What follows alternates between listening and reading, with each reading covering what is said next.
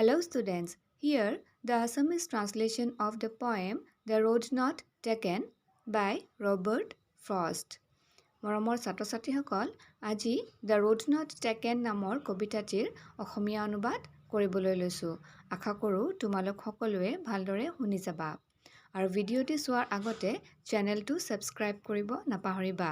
তোমালোকৰ এটা ছাবস্ক্ৰিপশ্যনে মোক ভিডিঅ' বনাবলৈ অনুপ্ৰেৰণা যোগায়। The Road Not Taken. This well-known poem is about making choices and the choices that shape us. এই প্ৰখ্যাত কবিতাটো মানুহে জীৱনত কেনেকৈ কি পছন্দ কৰিব তাৰ ওপৰত লিখা হৈছে। যিবোৰ চইচ বা পছন্দই আমাৰ জীৱনটো গঢ় দিয়ে।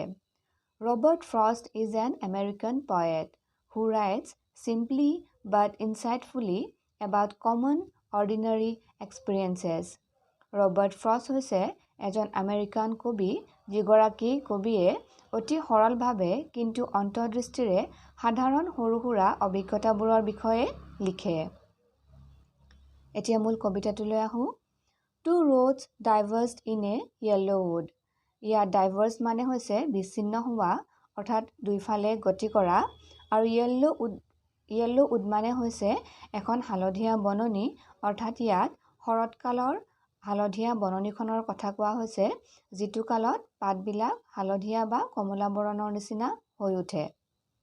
Two roads diverged in a yellow wood.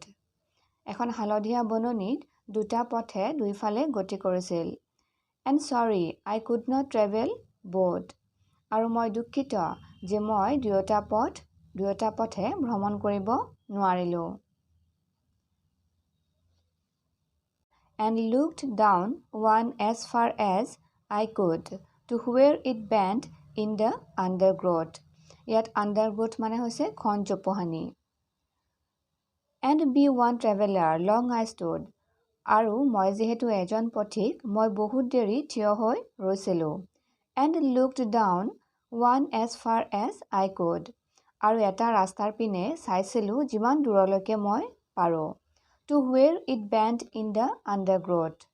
য'ত নেকি এই ৰাস্তাটোৱে ঘন জোপোহানিৰ মাজত ভাঁজ লৈছিল।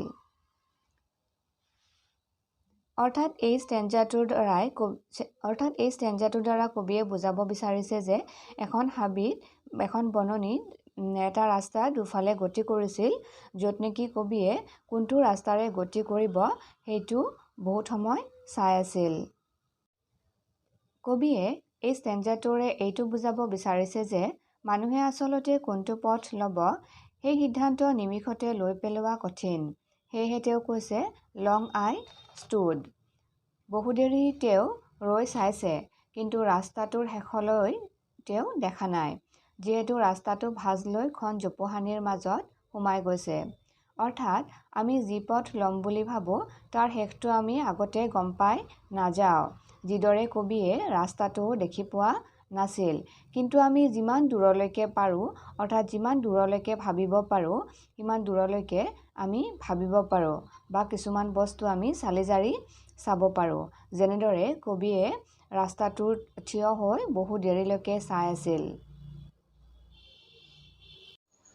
Then took the other just as fair and having perhaps the better claim because it was grassy and wanted wear. Though as for that the passing deer had owned them really about the same. Then took the other just as fair. তাৰ পিছত আনটো ৰাস্তা লৈছিলোঁ যিটো আনটোৰ দৰেই ধুনীয়া আছিল। And having perhaps the better claim. আৰু সম্ভৱতঃ সেইটো বেছি আকৰ্ষণীয় বা সম্ভাৱনাৰে পূৰ্ণ আছিল। Because it was grassy and wanted wear. কাৰণ এইটো ঘাঁহেৰে পৰিপূৰ্ণ অৰ্থাৎ সজীৱ আছিল আৰু সেই পথটোৰে যেন বেছি পথিক অহা যোৱা কৰা নাছিল অৰ্থাৎ বেছি পথিকে সেই পথটো ব্যৱহাৰ কৰা নাছিল। Though as for that the passing deer had owned them really about the same. যদিওবা সেই পথটোৰেও মানুহ অহা যোৱা কৰিছিল সেইটো ৰাস্তাও সমানে ব্যৱহৃত হৈছিল। ইয়াত পাছিং ডিয়াৰ মানে হৈছে অহা যোৱা কৰা আৰু দুইটা ৰাস্তা একে আছিল। আচলতে কবিৰ মতে তেওঁ পচন্দ কৰা ঘাঁহেৰে ভৰা ৰাস্তাটো অব্যৱহৃত বা বেছি ধুনীয়া, যদিও বা দেখিছিল যে দুয়োটা ৰাস্তা কম বেছি পৰিমাণে ব্যৱহৃত হৈছিল। ইয়াৰ মূল ভাৱটো হৈছে কবিয়ে দুয়োটা ৰাস্তাৰে চাইছে আৰু দেখিছে যে তেওঁ যদিও বা কমকৈ ব্যৱহৃত হোৱা ৰাস্তাটো লৈছে, দুয়োটা ৰাস্তাৰে পথিক কম বেছি পৰিমাণে আগবাঢ়ে, অৰ্থাৎ দুয়োটা ৰাস্তা একে আৰু সম্ভাৱনাৰে ভৰা। And both that morning equally lay in leaves no step had trodden black. Oh, I kept the first for another day, yet knowing how way leads on to way, I doubted if I should ever come back. And both that morning equally lay. আৰু সেইদিনাখন ৰাতিপুৱা কবিৰ সন্মুখত দুইটা ৰাস্তা সমানে পৰি আছিল। In leaves no step had trodden black. আৰু পাতবোৰৰ ওপৰত কাৰো খোজ পৰি গছকত কলা হোৱা নাছিল। Oh, I kept the first for another day. মই প্ৰথম ৰাস্তাটো আন এটা দিনৰ বাবে ৰাখি থৈছিলোঁ। Yet knowing how way leads on to way. যদিও জানো কেনেকৈ এটা ৰাস্তাই আন এটা ৰাস্তালৈ লৈ যায় বা এটা পথে আন এটা পথ দেখুৱায়। I doubted if I should ever come back. মোৰ সন্দেহ হৈছিল মই জানো আগৰ পথটোলৈ পুনৰ উভতি আহিব পাৰিম। ইয়াত আমি দেখিছোঁ যে কবিয়ে যদিও বা আনটো ৰাস্তা লৈছিল, তেওঁ নিশ্চিত নাছিল যে সেই পথে তেওঁক কলৈ লৈ যাব। সেয়ে তেওঁ প্ৰথম পথটোও অৰ্থাৎ আনটো বিকল্পও ৰাখি থ'ব বিচাৰিছিল। তাৰ পিছতে তেওঁ বুজি উঠিছিল যে তেওঁ লোৱা পথে তেওঁক বাট দেখুৱাই লৈ গৈ থাকিব আৰু ইমান দূৰৰ পৰা তেওঁ পুনৰ উভতি অহাটো সম্ভৱ নহয়। I shall be telling this with a sigh, somewhere edges and edges hence, two roads diverge in a wood, and I took the one less travelled by, and that has made all the differences. Hence, অৰ্থাৎ ইয়াত ভৱিষ্যত অৰ্থত বুজাইছে। I shall be telling this with a sigh. মই হয়তো হুমুনিয়াহকাৰী এইবোৰ কেতিয়াবা ক'ৰবাত বহু বছৰ পিছত কম। Two roads diverge in a wood. যে এখন বননিত দুটা ৰাস্তা ভাগ হৈ গৈছিল। আৰু মই I took the one less travelled by.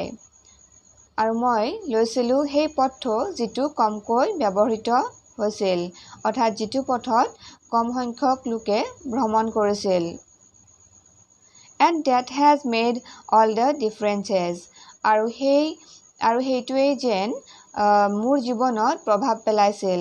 অৰ্থাৎ ইয়াত কবিয়ে জীৱনত আগবাঢ়ি যাবলৈ আনটো পথ গ্ৰহণ কৰি সকাহৰ হুমুনিয়াহ এৰা যেন লাগিছে, যিহেতু তেওঁ প্ৰকাশ কৰিছে যে আনে কমকৈ লোৱা পথটো তেওঁ গ্ৰহণ কৰা বাবেহে তেওঁ যেন জীৱনটোত সকলো সলনি হৈ গ'ল। এই কবিতাটোৰ জৰিয়তে আমি এইটোৱে বুজিব পাৰোঁ যে আমি আমাৰ জীৱনত যিয়ে চইচ কৰোঁ সেইটোৱে আমাৰ ভৱিষ্যত জীৱনত প্ৰভাৱ পেলায়।